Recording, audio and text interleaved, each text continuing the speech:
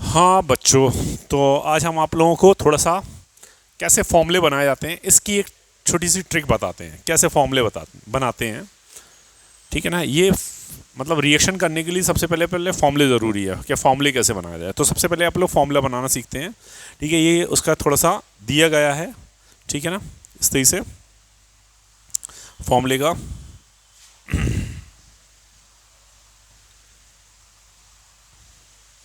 जैसे ये कुछ इनके रेडिकल्स दिए गए हैं, एसिडिक रेडिकल, बेसिक रेडिकल। जो पॉजिटिवली चार्ज होते हैं वो क्या होते हैं, बेसिक रेडिकल कहलाते हैं। जो निगेटिवली चार्ज होते हैं वो एसिडिक रेडिकल।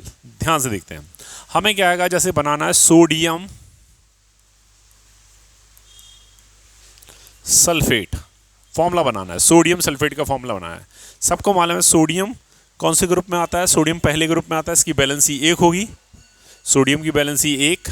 सल्फेट के लिए SO4 आता है। सल्फेट के लिए क्या आता है, SO4। SO4 की बैलेंसी कितनी होती है, 2।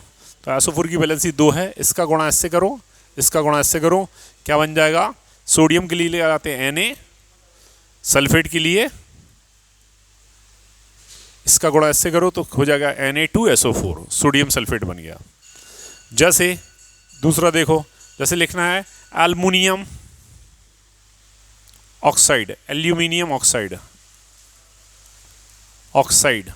एल्युमिनियम ऑक्साइड का फॉर्मूला बनाना है। तो एल्युमिनियम कौन से ग्रुप में आता है, एल्युमिनियम आता है हमारे तीसरे ग्रुप में। तो इसकी बैलेंसी कितनी हुई, 3। ऑक्साइड के लिए क्या आता है, O पे कितने नेगेटिव चढ़े हैं, 2। तो ऑक्सीजन की बैलेंसी कितनी हुई, 2। इसका गुणा इससे करो, इसका गुणा इससे करो, बन जाएगा Al2O3, एल्युमिनियम ऑक्साइड बन गया। जैसे हमें क्या करना है और बनाना है, जैसे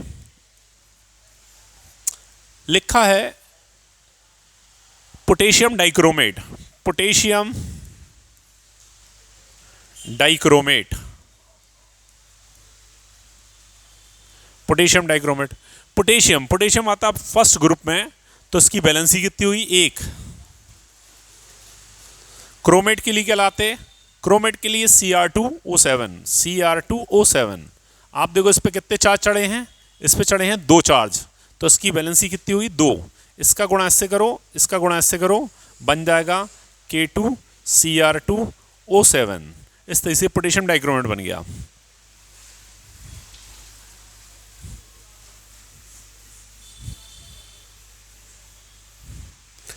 जैसे हमें बनाना है, जैसे लिखा है potassium ferrocyanide, potassium ferrocyanide, potassium ferrocyanide लिखा है। पोटेशियम की बैलेंसी 1। फेरोसाइनाइड के लिए लगाते FeCN का होल 6, फेरो लगा है, तो इसकी बैलेंसी कितनी हुई, 4। इसका गुणा इससे करो, इसका गुणा इससे करो, तो क्या बन जाएगा, K4FeCN का होल 6। ये पोटेशियम फेरोसाइनाइड बन गया। जैसे लिखा है calcium oxide, calcium oxide, calcium oxide हैगा, तो कैल्शियम की बैलेंसी कितनी हुई, 2। ऑक्साइड के लिए भी 2, दोनों कट गए, इस एक का गुणा से किया, इसका गुणा से किया, तो क्या बन गया, CaO, कैल्शियम ऑक्साइड बन गया। जैसे कि और देखते हैं, अब 3 चीज़ों के लिए थोड़ा सा डिफरेंट रहते हैं नंबर, थोड़ा सा ये 3 चीज़ों को ध्यान रखें। एक एसीटेट, एक फॉर्मेट, एक ऑक्सलेट और एक प्रोपियोनेट। प्रोपियोनेट के लिए फॉर्मूला आता है C2H5COO नेगेटिव, प्रोपियोनेट, इसको बोलते प्रोपियोनेट। ये प्रोपियोनेट है, तो इसके लिए देखते हैं। जैसे लिखा हैगा कैल्शियम एसीटेट, एसीटेट। अब कैल्शियम एसीटेट है, एसीटेट के लिए क्या लाते हैं हम लोग, जो पीछे लिखा है इसमें आगे लिखेंगे, जो आगे लिखा है उसमें पीछे लिखेंगे। केवल 3-4 चीज़ों के लिए, एसीटेट, फॉर्मेट, ऑक्सलेट, प्रोपिनेट, इनमें जो चीज़ पीछे लिखी होती है उसको आगे लिखेंगे, जो आगे लिखी है उसको पीछे। एसीटेट लिखा है तो CS3COO, इसकी बैलेंसी 1, कैल्शियम की बैलेंसी 2। इसका गुणा इससे करो, इसका गुणा इससे करो, क्या बन जाएगा, CS3COO का whole twice Ca calcium acetate, क्या बन जाएगा? Calcium acetate. जैसे लिखा हैगा कैल्शियम फॉर्मेट, कैल्शियम फॉर्मेट लिखा हैगा। कैल्शियम जो पीछे लिखा है उसको आगे लिखेंगे। फॉर्मेट के लिए HCOO, इसकी वैलेंसी 1, कैल्शियम की वैलेंसी 2, इसका गुणा इससे करो, इसका गुणा इससे करो, तो क्या बनेगा? HCOO का whole twice Ca, calcium acetate.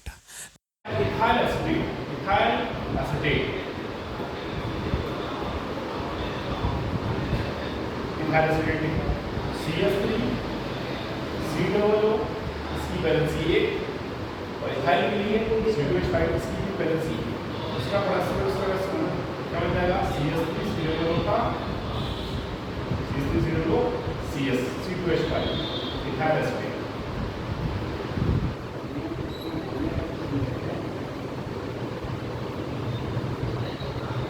I hope आपको ये समझ में आया होगा। धन्यवाद।